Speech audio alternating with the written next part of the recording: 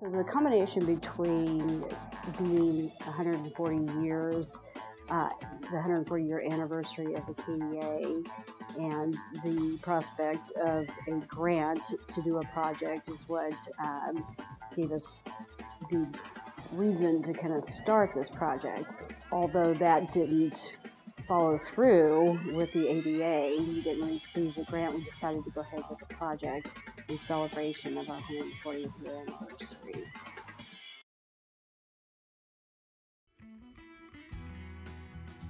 "140 Years, 140 Stories" obviously incorporates a lot of numbers. And one of the things we decided early on in this book was that we would have each dentist have a number in the photographs. So in most cases, the dentists are holding their number, but in some cases, it's just there in the photograph somewhere.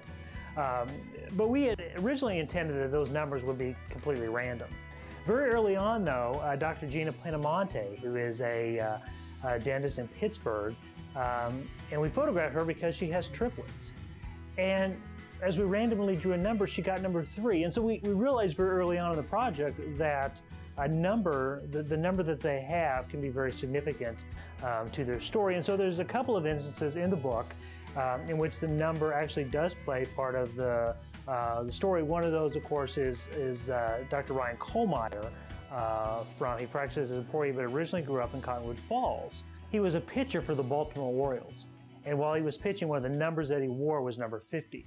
And so we thought it would be very significant if we could give him number 50, put him on page 50, have him wearing his jersey with number 50. One of the other dentists, one of the other athletes in the book is Dr. Ron Nugent, who was a member of the 1980 Summer Olympic team. Of course, the United States boycotted the Summer Olympics, but he has number 80 in the book to represent the 1980 Summer Olympics. So there's a few other dentists in the book that do have their numbers that were assigned to them based upon some significant event or part of their story.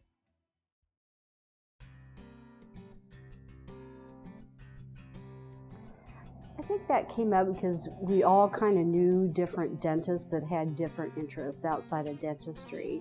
And you kind of hear these ideas floating around, and sometimes we would see newspaper clippings. And so after hearing all this, we thought, well, maybe we should explore even more. Maybe we should find out and get suggestions from member dentists on their colleagues and different things they did outside of dentistry. So when we went to pursue that, in particular, we found out a lot more about a lot more dentists and different things they were doing outside of dentistry. Well, I think everybody sees a lot of what people are doing in their practice and what they are doing as far as volunteer work, as far as KMON participation, and this other side, I don't think we get the opportunity to see. And some people may know a little bit about different dentists and what they do outside, but as a whole, I think dentists are often surprised what they find out other dentists are doing outside of dentistry.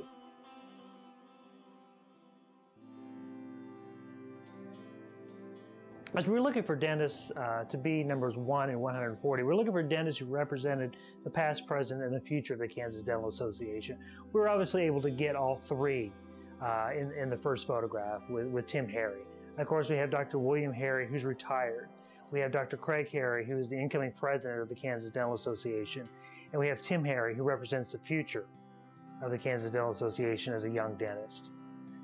With number 140, we wanted a dentist who was fresh out of dental school. And so we found Phil Newkirk, who represents really the future of the Kansas Dental Association. And one of the things about Phil is that he was a volunteer at KMOM long before he even went to dental school. And so we thought that was a very significant part of choosing Phil for number 140. And he's a dentist down in Neodesha, Kansas.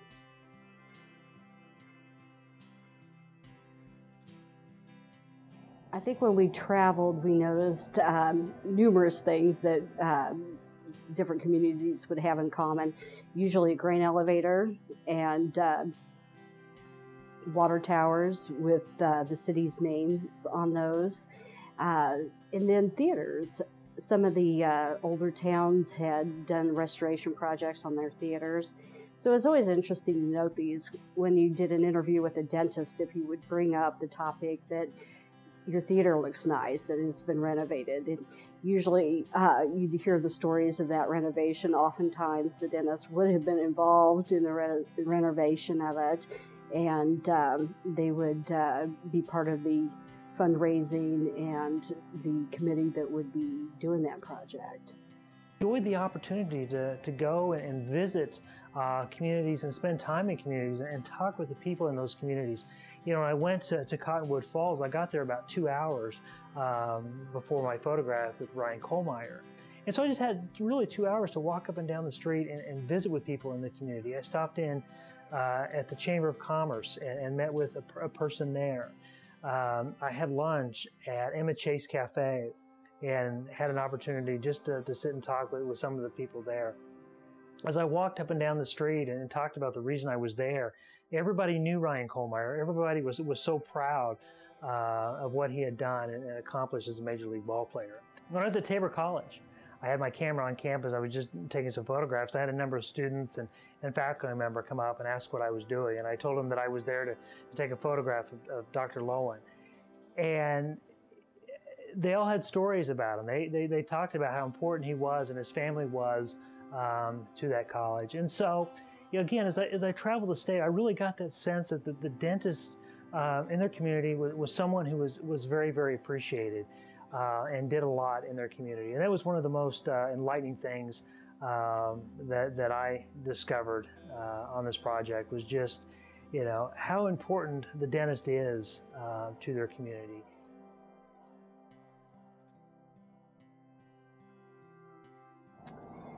Well, when we started putting this project together, we did look at a map. It's a very geographical project in a lot of ways because we wanted to represent so many parts of the state.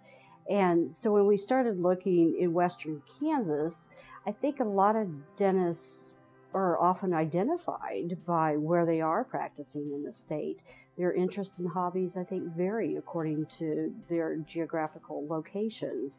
If you're in western Kansas, as in the example of Effie Gaskell, her identity is very closely related to her geographical location.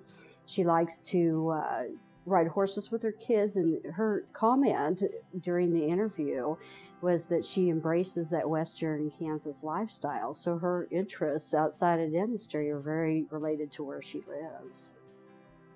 Of course, we traveled mostly by car. I say mostly because on a trip we took to Southwest Kansas, I came home by train. My train actually was about 3 hours late. I think it was supposed to leave about 10:30, 11 o'clock. He didn't wind up leaving until about 2:30. So Dr. Jeff Stosh drove me around and enjoyed the opportunity to spend a couple of hours with Jeff as he was showing me the sites around Garden City, places where he had originally practiced. It was just, you know, a nice way unique way to travel in this project that it never had thought about as we were putting it together. And so just kind of an interesting sidebar to the story.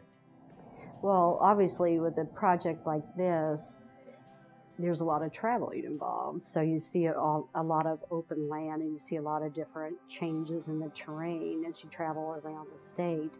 So especially when Greg and I went to northwestern Kansas, an area that I had never been that far out in before, you just see a lot of changes in the landscape. On that trip in particular, I remember some photographs that we took of the landscapes with the hay bales, and then we drove way out to the very corner of Colorado, Kansas, and Nebraska, where that point all meets together. And we saw mule deer there, and we saw quail, and we saw the landscape change to the air-carrying brakes. And that was very interesting for us to see that. I'd spent a lot of time in the southwest part of the state, and it's a whole different feel up there. That was the trip we had. We headed out during forecasts of a lot of snow, and I guess one trip Greg didn't take a coat, or maybe he started in flip-flops on that trip. When you're telling a story of a state and a profession, one of the things that you have to incorporate into that really is the geography of the state. And we traveled to the far corners of this state, and we traveled to the center of the state, and we traveled to spots all over this beautiful state of Kansas. We tried to visit unique places on the way, whether or not we were able to take a photograph with a dentist. And every chance we got, we tried to put the dentist at one of those unique locations. We did that in both rural and urban. When we took Dr. Gary Conover's photograph, I asked him, what is a significant location in Wichita? And he suggested the Keeper of the Plains. So in these communities, no matter what size of the community that it is, there are significant places that people really hold near and dear to their heart. And we try to do that both in rural and urban settings.